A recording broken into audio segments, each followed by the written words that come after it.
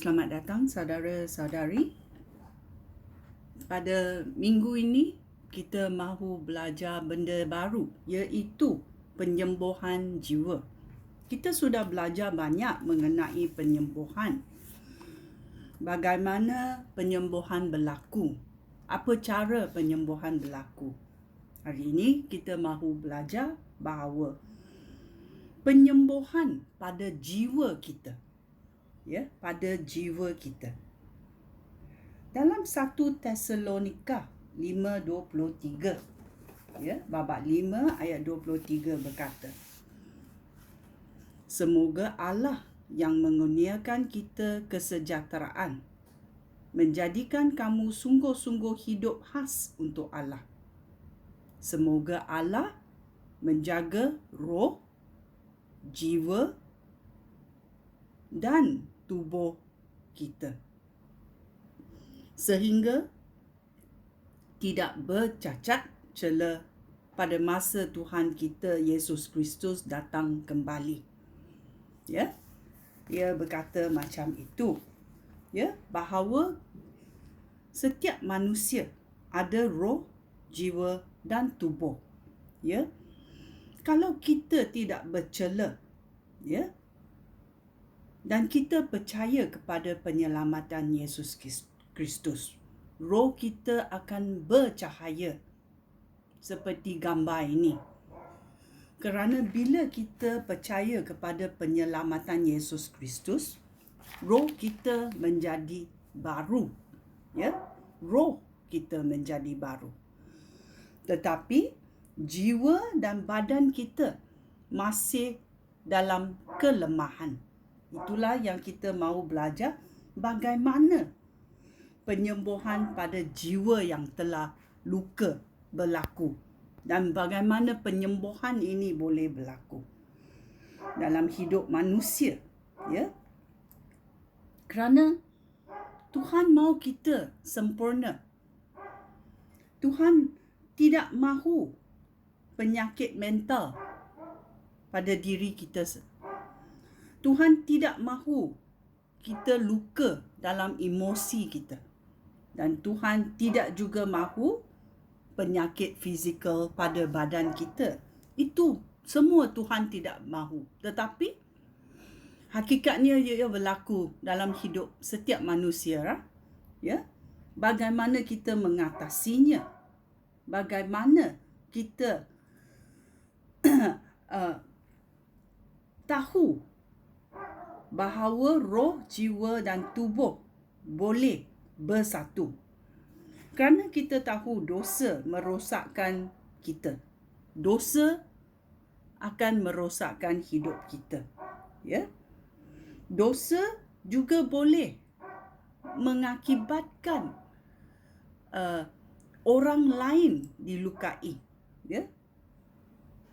Dan setiap kali orang yang dilukai mungkin terdekat dengan kita. Kerana setiap hari kita berdamping dengan orang yang terdekat dengan kita. Dan perselisihan faham boleh berlaku. Oleh itu, Tuhan mahu memulihkan segala ini. Hanya Tuhan yang boleh menyembuhkan. Hanya Tuhan boleh menyembuhkan roh kita, jiwa kita dan badan kita, dan memberi kita keuntuhan, iaitu kesempurnaan dalam hidup. Dalam Lukas babak 7 ayat 50,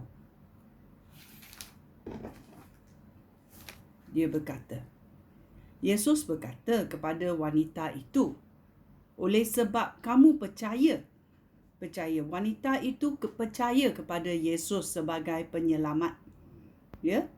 Dan apa Yesus berkata? Yesus berkata kepada wanita itu, oleh sebab kamu percaya kepada aku, kamu diselamatkan.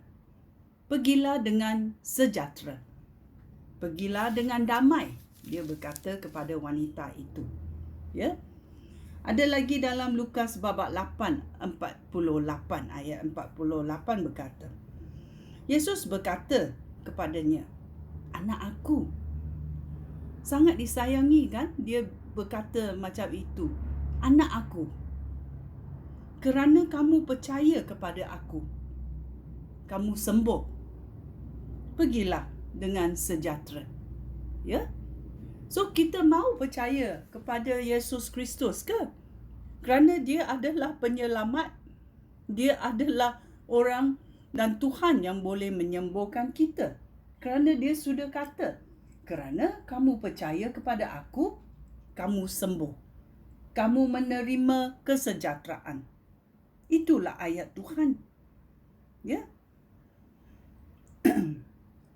Kita tahu Tuhan mahu menyembuh.